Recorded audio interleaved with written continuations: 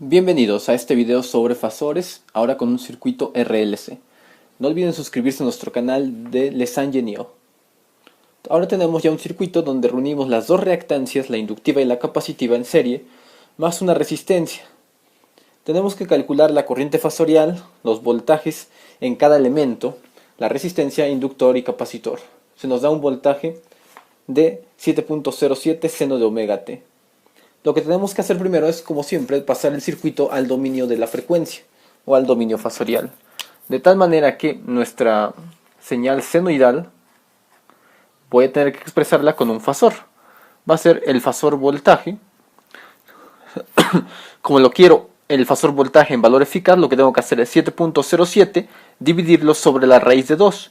Esto me va a dar aproximadamente un valor de 5 con un ángulo, recuerden esa amplitud, y el ángulo no tiene, colocaría yo 0 grados. Por lo tanto, mi fasor tensión sería 5, ángulo de 0 grados. Después viene el elemento resistivo, donde vale 3 ohms, pasándolo al dominio del tiempo. Para una resistencia sabemos que es idéntico, no cambia. Sin embargo, para el valor de la reactancia inductiva, que vale 7 ohms, la reactancia inductiva siempre es positiva, entonces sería más J 7 ohms. Y luego viene la reactancia capacitiva, donde también cambia porque siempre es negativa y valdría menos J 3 ohms. Lo que tenemos ahora sí es un circuito en serie, donde yo puedo simplificarlo, este circuito, a una sola fuente, que es 5 ángulo de 0, y a un valor que va a ser denominado nuestra suma de reactancias y suma de resistencias, lo que en circuitos denominamos como la impedancia del circuito. Entonces la impedancia, como aquí lo vemos, vale 3 ohms más J7 más menos J3. Simplificamos de tal manera que me queda 3 J7 menos J3, me queda más J4, y esto es ohms. Entonces la impedancia total sería 3 más J4 ohms. Debemos de ser capaces de poder pasar la impedancia a valor polar también. De tal manera que podemos ya fácilmente calcular el fasor corriente. El fasor corriente es dada por el fasor tensión sobre la impedancia del circuito. El fasor tensión, que vale 5 ángulo de 0, dividirá al fasor, o mejor dicho, a la impedancia. Entonces, pasando la impedancia, ya nada más vamos a hacer la transformación directa. Lo que tienen que hacer en calculadora para pasar la impedancia sería colocar polar. En calculadora se pondría pol, porque voy a pasar el número complejo a polar. Pondrían 3,4 con sus respectivos signos, porque es 3 ohms, J 4 ohms.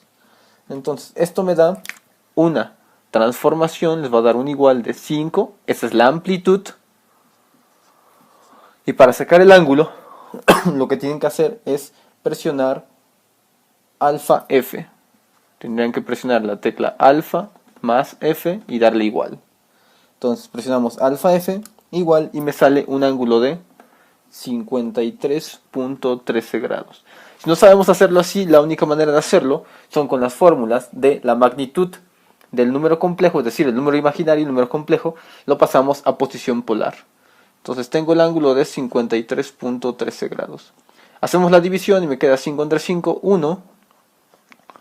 Ángulo de 0 menos 53, recuerden que siempre se restan, es menos 53.13 grados. Debido a que es 0 menos 53, pues queda menos 53. Entonces ya tengo mi fasor corriente. Es 1 amperio, ángulo de menos 53.13 grados. Amperios eficaces. Ahora, lo que sigue es obtener los resultados para nuestras caídas de tensión. Voltaje en la resistencia, voltaje en el inductor y voltaje en el capacitor. Vamos a hacerlo. Voy a borrar este circuito, que es el circuito básico, para poder tener espacio y poder encontrar aquí las tensiones. Vamos a ver. Primero, voltaje en la resistencia sería el fasor corriente multiplicado por la resistencia. El fasor corriente vale 1, ángulo de menos 53.13 grados, que multiplica a la resistencia, que vale 3. 3 en polar sería 3 ángulo de 0 grados. Recuerden que en multiplicación de 100 divisiones conviene hacer las operaciones en polar. Y esto me da 1 por 3, 3, ángulo de menos 53.13 más 0 grados, me queda menos 53.13 grados. Ahí está. Luego, el voltaje en el inductor nos quedaría el fasor corriente multiplicado por la reactancia inductiva.